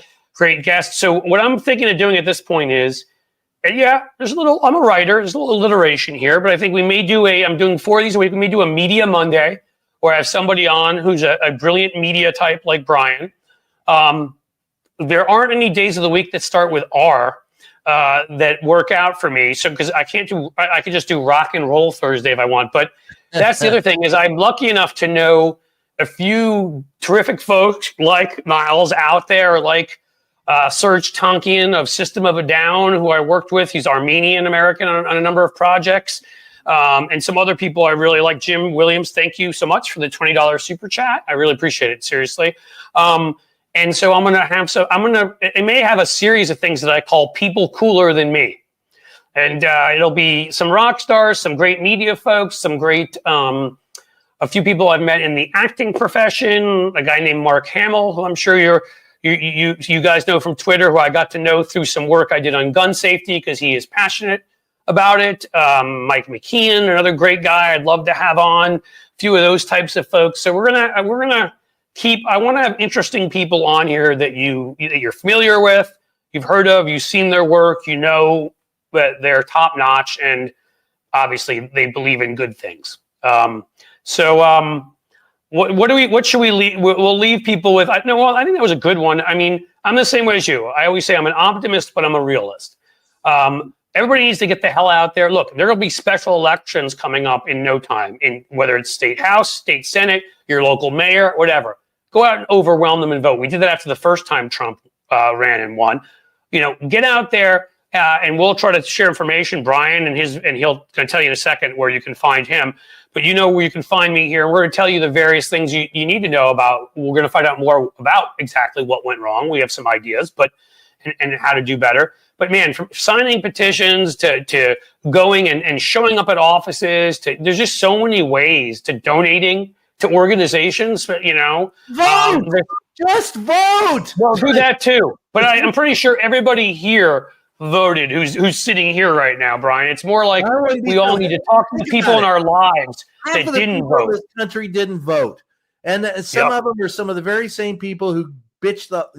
My grandmother used to say, "If you don't vote, don't bitch," and she was right, and I agree with that. And there was Carl Jacobson. I guess I saw a comment about Grin. If you have a Grin album, man, that's worth something. That's the Nils Raw and back in the day. One of the I've got a couple of those collector items. It's pretty cool. So pretty cool. Well, my son's a musician too, so we'll have that conversation also at some point. A rock singer, rock and roll band, me brother. So rock and roll. That's right. So this is important for people to know. For example, Abigail Spanberger will be running in a lean Democratic, but sadly, that was the beginning of the end when we saw some of those Northern Virginia counties come in. And I looked at them and I was like, that was my first holy shit moment when I saw Kamala Harris. Because if you know what to look for, and you look at a couple of those counties and she's underperforming Biden by 8 points, 10 points, I was like, God, I hope that they screwed something up in Virginia. But it always ends up being representative, always across the country. And we can win. I mean, again, there's no reason we had won 4, I think, races in a row for governor in Virginia before Youngkin won. We won, as Tony pointed out earlier, Youngkin ran so we could eliminate abortion in Virginia, and guess what? We won the state house and the state senate. We could win there. That's next. Question. Cliff, let me ask you a question before we get out of here. Who do you think is a rising star in the Democratic Party? I think Harris is probably done because she couldn't beat Trump, and he's a convicted felon. Yeah. But who do you think is a rising star in the Democratic Party? No, again, I think Kamala's terrific. I just, maybe eventual Supreme Court justice, maybe, but I just don't, we don't do that. President. We're not Trumpers. So no, a few of them are Congress. First of all, Abigail Spanberger, who has a terrific background, I believe in intelligence and military. She wins that governor's race in Virginia.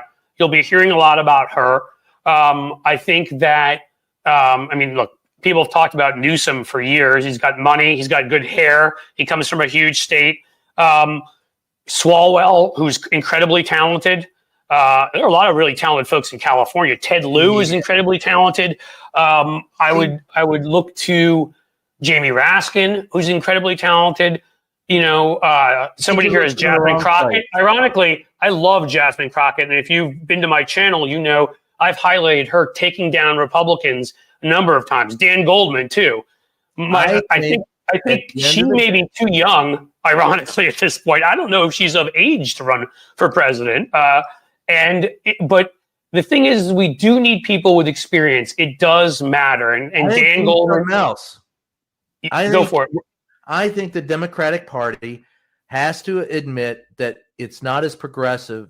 America is not as progressive as the Democratic Party. So I think we're all coming to this conclusion. I think you're going to have to find someone, and here's my recommendation for someone to look at. I think at the end of the day, you've got to look to someone who can win in a red state. And there's one guy I think is really good. Andy Beshear.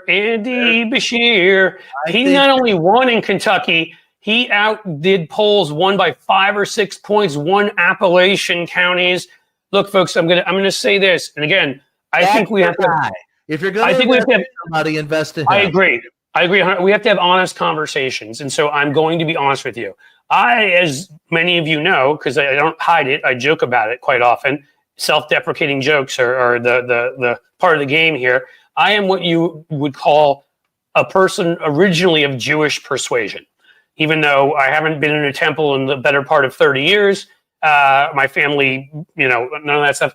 I'm just going to say this, like, I hate to say this, but we may need to just nominate a white Christian male who can win in the South.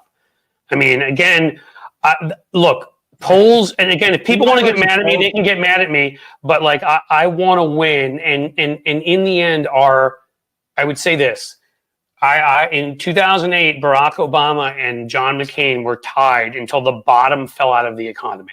I wanted to believe the best in our country. I thought Kamala Harris, no problem.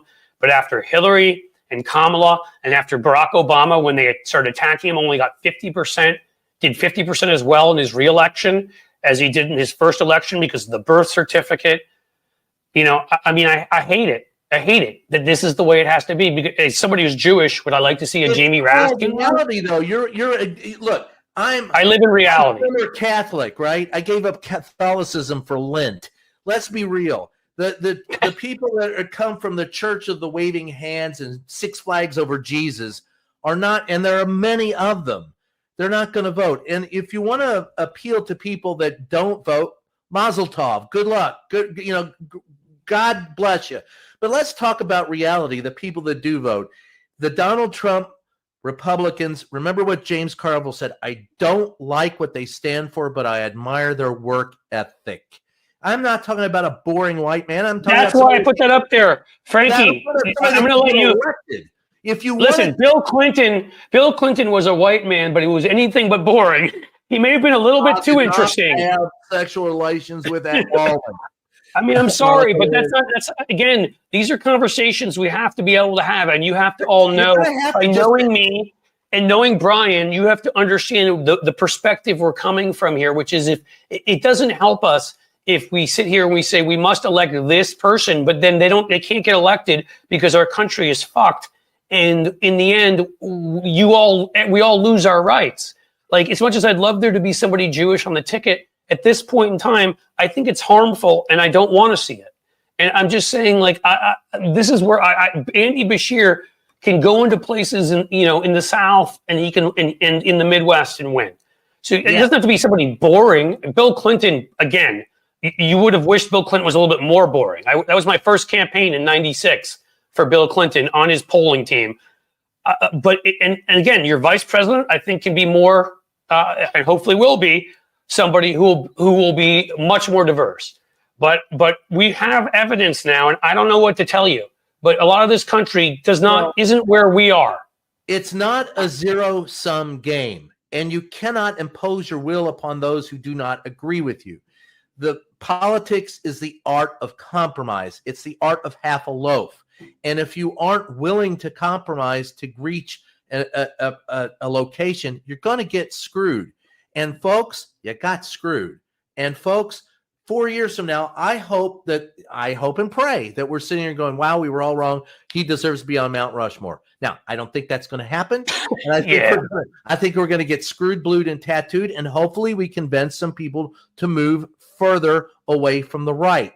But there is a vast number of people in the middle who are, look, they believe, you believe what you want to believe, I believe what I want to believe, but they're not going to vote for someone that we would vote for.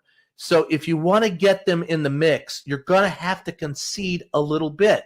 And if you have to hold your nose to get a step forward rather than 3 steps back, hold your damn nose. You got to keep moving forward. And don't refuse don't say we refuse to go back, but not go forward. You're standing your ground. Mazel tov, good for you. But you're getting knocked off your pedestal by those who are, look, never, ever underestimate the power of stupid people in large groups. And this election. And when they get in groups, they get dumber. It's groupthink. They start, I just have to say, after this election, okay, I want to elect somebody that will move the country forward in 4 years, assuming we have an election.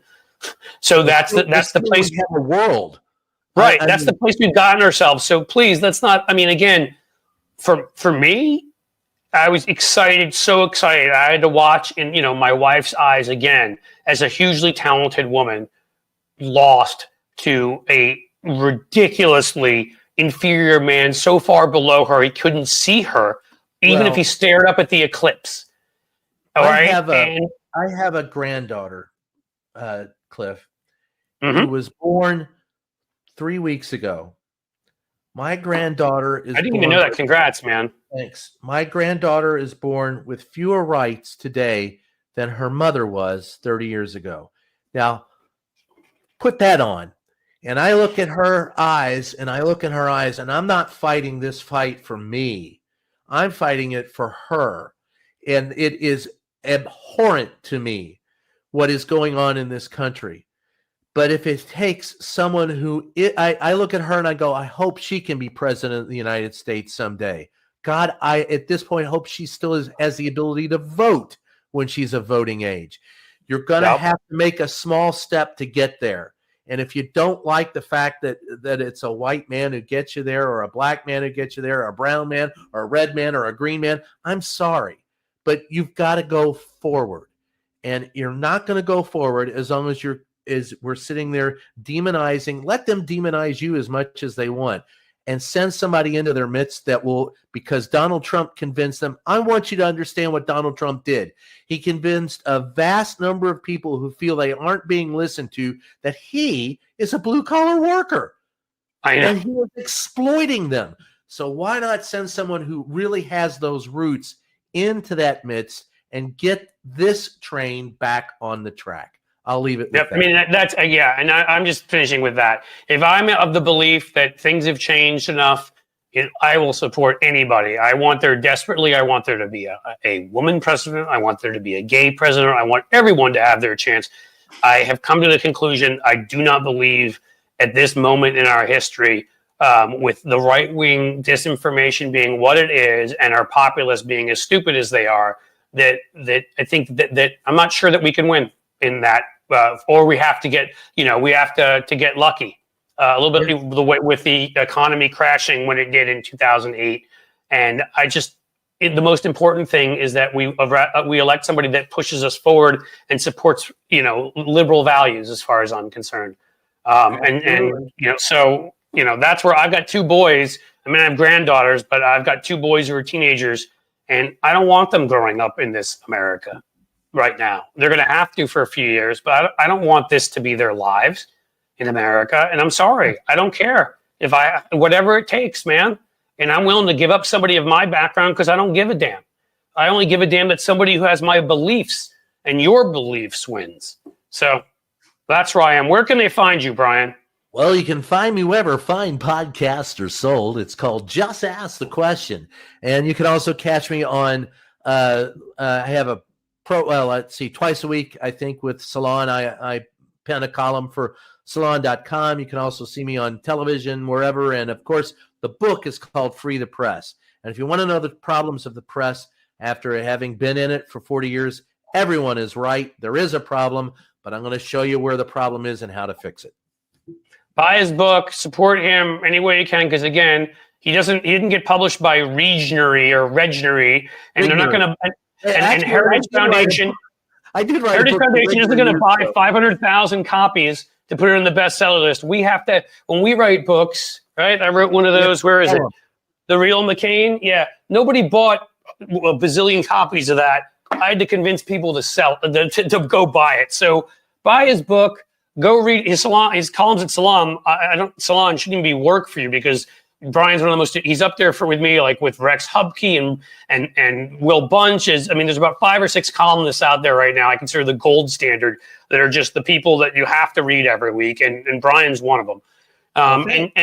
And then follow him on all the various Twitter, Blue Sky, wherever you're hanging your hat machines at this point. I'm on all of them. I picked up several thousand on Blue Sky in the last week and lost several thousand on Twitter. Really? Yeah, every time I turn around, people are abandoning Twitter. I'm out of here, and it's turned into a troll nation. But I'm there for it because I got to tell you, I'm the sick SOB who reads all that shit from the Trumpers and just, I look at it as bad comedy. Some of these people should be up on stage doing, stand up because it's just bullshit. But I do like to know how they think. And honestly, Chip, honestly, Cliff, they don't think. No, I mean it's crazy. Oh, and you can catch me on Mary Trump Media, the Nerd Avengers, and my show there is called Reverse Shot. So, and we just posted a new episode today on the YouTube channel. Just Ask the Question YouTube channel on Reverse Shot, where we turn the camera around and we show you the problems with media. So that's a new one, and love you to check that out. All right. Thank you for being here, Brian. We'll continue to have the conversation here. I'd love for you guys to ask me a couple more questions. Although I'd say we've gone long as hell. I knew I could invite Brian on for 15 minutes and he'd be here an hour. That's what I love. There are predictable things about Brian Karem. That would be wonderful. I love you, brother. Anytime you need me, I'm here. I love you too, pal. Please keep fighting for the Republic and such. I keep trying, and I'm sorry. Chip Franklin called me right as we were talking, and I called you Chip instead of Cliff. So forgive me for that. Dude, if you heard the number of things and you can think of them in your head that people called me that are close to Cliff when I was a kid, you know that Chip is just fine. So we're good. All right, brother. Seriously, take care, my man. All right. Happy trails. All right. Take care. So, guys, what's going on in the comments here? Benny Loco, are you mad at me? Am I being blocked everywhere? Or is this sick of it? Who's sick of it? What we got going on? Anybody want to tell me? Because I hopefully you're not blocking me everywhere. I mean, if you are, I guess it is what it is. Again, the conversation I just had with Brian, I mean, again, I know some people will get, oh, thank you, Benny. Okay. No, not me. Look, I didn't want to say what I had to say, but I've decided that I'm going to have difficult conversations with people, and we're supposed to all be allies. So you know what, guys? You should be giving me the benefit of the doubt if you know my background. I'm not just I haven't been a plant by Putin for 25 years. Right. I wrote a book on stuff. I wrote ads for Biden. I worked for, on one of the first people working on gun safety and beat the NRA for the first time on the floor of the Senate in 2009. The first time in 5 years they had lost a battle and whatever. I don't need to give you my resume. You know who I am. You've all seen me places. So if I'm telling you that I think that we may have to have a white, straight Christian male to beat Trump, I'm telling you this is a political. This is the way I'm looking at things politically. Do you think that doesn't sort of make me feel horrible that this is the country we are?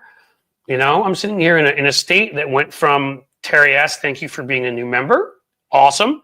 Others think about joining too, please. But you think how horrible I feel my county, Hamilton County here around Cincinnati went much more blue as it keeps doing. Thank God. We won a couple of big races we didn't have.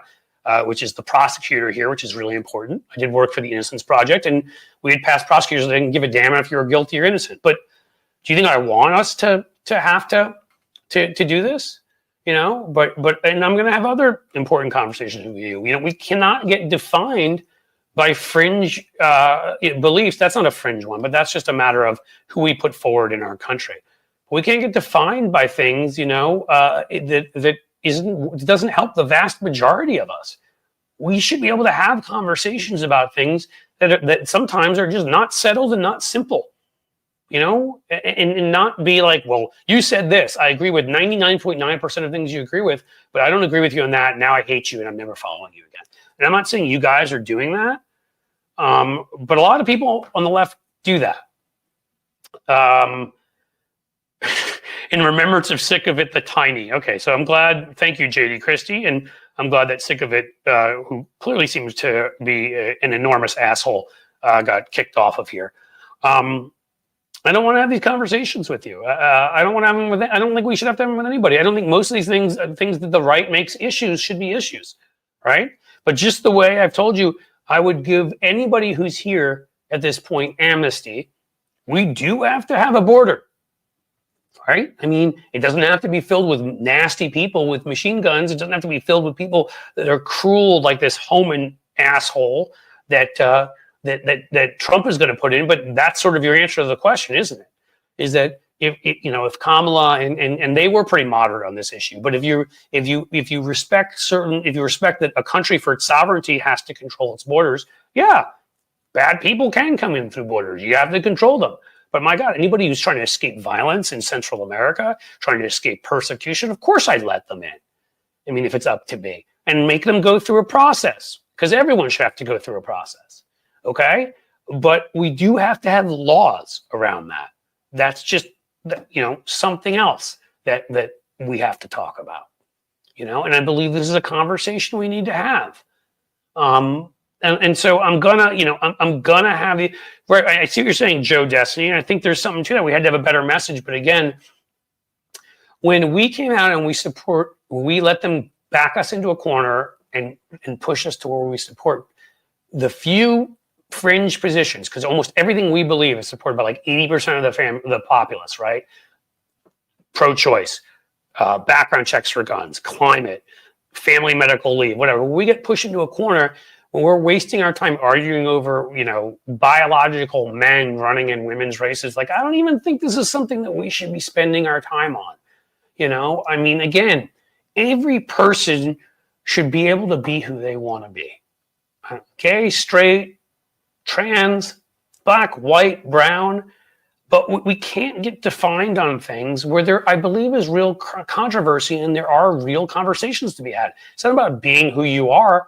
It's about once you're entering certain competitions and whatever, well, that changes things, And I think these are the kinds of conversations we have to have. I'll tell you this, guys, I'm just going to throw this out there to you. I would have never, this isn't something that I would have done, but, I was recruited as a Division I sprinter to where I went to college. Okay. And I can tell you this right now that my times when I was running them, I probably wasn't even in the top 500 male sprinters, but I would have made the women's Olympics team. All right. Well, this is something that, a conversation has to be had about that and I don't think that doesn't make you a bigot. I mean, again, anybody should be able to be anybody they want to be. And I fully support that. 1,000,000,000%. Thank you for Canine Mutt for becoming a YouTube member. But let's not call people bigots, because there is a legitimate conversation to be had around some things like competitions. All right. That's just another thing from here. When it came to our lack of messaging, look, that's it. We got defined. We're talking about 200 kids total in high school and college, 200 out of 300. Exactly. I agree, Cynthia. I'm with you. I don't think it's a big deal. Frankly, I wouldn't even have anything to do with it at all. But I also wouldn't say to people, you can't have a conversation about it. I mean, whoever those 200 people are, there are people running against them. There are people swimming against them. So if it's a conversation that we want to have, shouldn't that be okay to have that conversation? And then maybe we determine, hey, you know what? They should have the right to compete. But I don't think it makes you a bigot to just want to have that conversation. And I don't think it makes you a bigot to say, we desperately need to win because we can't be a fascist country. Okay, that's all I'm saying, guys. That's all I'm saying. I support everybody's right to be everything. I want there to be, in my perfect world, there'd never be a straight white Christian male president again. That I won't say that. That's not fair. There's some very good people that are straight white Christian males, but there would be everybody else would get the opportunity just as much as them. But the more important thing to me is winning, because when we don't win, look where we are right now. Now we're worrying about whether somebody's going to follow the Constitution or not. Now we're wondering about, someone like Brian Karem has to wonder about, is he going to end up, I mean, he's not talking about that stuff, but considering some of the questions he asked Trump, I mean, one of his questions ended up in a Jack Smith filing. Are they going to threaten him, come for him? Right? I don't know. But he may be nervous. The stuff I speak out about, I'm out here, man. I'm the only way I could change the way Donald Trump views me is if I were a sycophant and started saying, stuff from like the Manchurian Candidate. Donald Trump is the smartest, most wonderful, and I'm not doing that shit. So here it is. I have to have on my mind the next 4 years that somebody at the White House may come across something I've said and decide they don't like me, and God knows. That's all I'm trying to say, people, is I think we need that. I think there are a lot of things we all agree 1,000,000,000% on everybody's personal rights. When those rights then have an effect on other people, I think conversations need to be had. It's the same way I feel about guns. When people say, well, that's my personal right. It's not your personal right when you can take an assault weapon into a school. No. Well, vaccine, that's my personal right. No, it's not. It's not your personal right when you can start a smallpox-like epidemic. When your personal rights, we have a common square, the public good. That's what democracy is. And when we get to a point where an individual is doing anything, no matter what it is, that affects other people, well, then I believe we need to have conversations about that. That's all I'm saying here. What do you guys have? Deborah Cornett, I do not vote for candidate based on electoral. Man, I can't read. Let me try that again. Do not vote for a candidate for elected office based upon their religious affiliation. That's mostly irrelevant to me. It's completely irrelevant to me. I don't care what it is. Hey, Cliff, what is your best 100-meter time? Just curious from a fellow sprinter. All right, Sheldon. These days, at the age of 52 is probably not impressive. My best time when I was in college was I hit in the 100, which was the shorter the race. I'm not a tall guy, and I have a very quick start. So the shorter the race, the better. So 100 was my second best after the 55-meter. 100, I hit 10.7 something. I think was my fast 10.77, I want to say. Most of the time I ran about a 10.9 or so. And then in the 200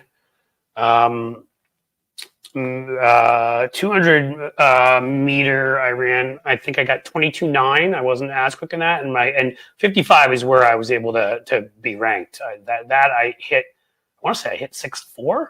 Does that sound right? Something like that. It's been a long time, but yes. That was a different me, young and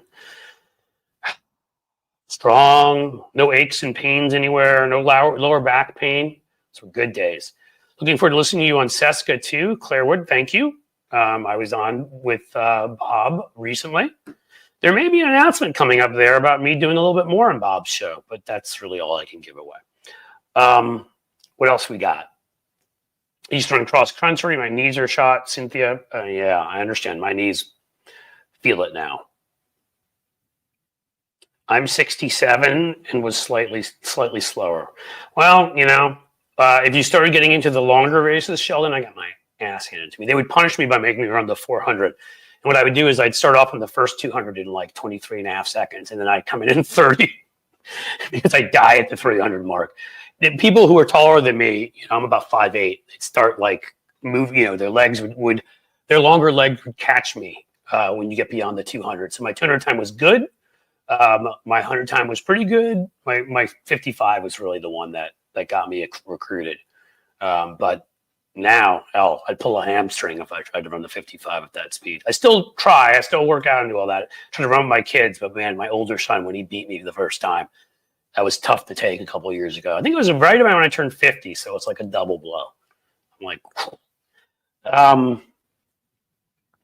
as long as you're not putting them on the back of a brown man's neck that shows them your knees will be just fine. Yes, I think you're making a reference to certain cops, and yes, wow, Jasmine Crockett is 43, so now I feel stupid. She looks really young, and that's a compliment, I think, still, right? She's brilliant. I love her. She's one of the people, probably one of the 5 people I feature the most on my channel for taking apart Republicans. So I'm sorry, I was off. She could run. And again, she'll by 4 more years, she'll have a lot more experience. I'd love her again as a VP candidate. And if I believe that things have changed, I'll feel differently. But I want to win. Sheldon Hughes, thank you for becoming a member. Now we can be sprinting buddies. I don't know where you live, but if you can get yourself over to the Queen City here, then we can do our thing. Governor of Texas. Oh, I'd love if Jasmine Crockett were governor of Texas. We've got to take Texas back. That was depressing too. How red Ohio, Florida, and Texas got. I'm hoping that's not a thing. Please come on our show, 21st Century Suffragettes. Cliff, Benny Loco, thank you. Give me an invite. You shoot me an invite, and I will join you. You know, it may take a little planning. You know, things are busy with the 4 live streams, and I'm doing a Hal's show on Monday, and I do Stephanie's show once a month, and I do a half hour on Tony's show every Thursday, and 15 minutes every other day to promote this because I'm right after him, and we'll make it happen. You just give me a little time ahead of time. I'll go on any show. You know, let's see what else we got. Any other question? Oh my gosh, we're almost at the 2-hour mark. That would be let's see if we can make it to 2 hours, because that is going to be a record for me. I think 1 hour and 50. Thank you, Benny. We'll be in touch, definitely. Do it, Cliff. What was that? Cliff, you live in Ohio. I do. I am in my new opening to the show that I said is, you know, and again, you guys may not like it, and I will take what the crowd likes, but is basically welcome from the Queen City, the Radio City, the great city of Cincinnati in the semi-free United States of America. We'll see if I stick with that. I still don't have an outro like that bastard Tony does. I have to kind of Surf's Up is taken, so. And welcome to the party. You know, I love that line by Bruce Willis, but that's what you say at the beginning. So maybe I'll say it at the beginning, but then it clashes with my other thing. I need a good hasta la vista, baby, kind of, you know, phrase at the end there, like an Arnold Schwarzenegger thing.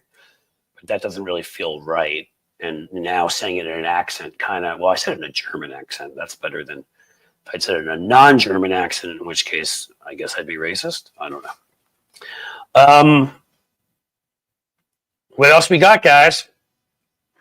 Kamala is basically Gen X. It was born the year of the dragon. 2024 is the year of the dragon. Yeah, I thought it was time for Kamala too. Again, I can't tell you how excited I was. She was my first choice, by the way, in 2020. Just so you know, I thought we were past all this crap. You know, I thought we were done. No more. No more problems due to race. Not when it came to running for president. I'm not naive. A ton of problems due to race and gender and religion, but I thought we could elect someone. We'd gotten beyond that for electing folks, and apparently we haven't. Lucas Kuhn's got carpet bombed with Hawley's anti-trans shit. Yeah, I saw that. And again, listen, man, if it's somebody's right to be trans, somebody's right to love who they want as a trans person, to attend whatever school they want as a trans person, to any number of other things, I will line up on that wall with you. All right? Because when it's your personal rights, you have every fucking right that I have. And again, that's all I can say is I would line up to fight battle with you. I just think when it comes to certain competitions, I think there's a conversation to be had because, again, I have personal experience with this, having been a sprinter and knowing what my times were versus other people's who were men and many have committed suicide. I know, Lisa, and it's horrible. And that's because we haven't supported folks as a society. There were, you know, the 70s and 80s, 90s was a terrible time when you had a lot of gay kids, LGBT, well, okay, actually specifically gay and lesbian kids committing suicide. I still believe some of that goes on because obviously conservative households and whatever, but there's a lot more accepting people. America supported equal marriage, which again, I think these guys are going to go after next. And that's just another example of what I said to you. If it's a white Christian straight male who protects gay marriage by winning, or somebody else more diverse and they don't win and we lose marriage equality, isn't that the much worse outcome? And we may lose it now. Oberfeld started here in Cincinnati, and we may lose it. That Supreme Court, I think they're moving towards it.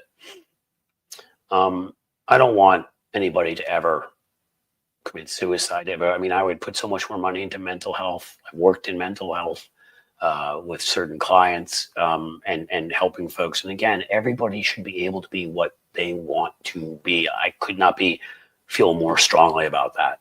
It's just when certain parts of who you are affect other people and things you do, then we have to ask questions and be able to have conversations and not just, you know, yell and call each other out, call each other names and get into things, especially when we agree on 99% of things. Trump has broken America. Yeah, that's kind of the name of this, is America Broken. I should have said has Trump. Maybe I'll change it after this. Has Trump broken America? Because he did.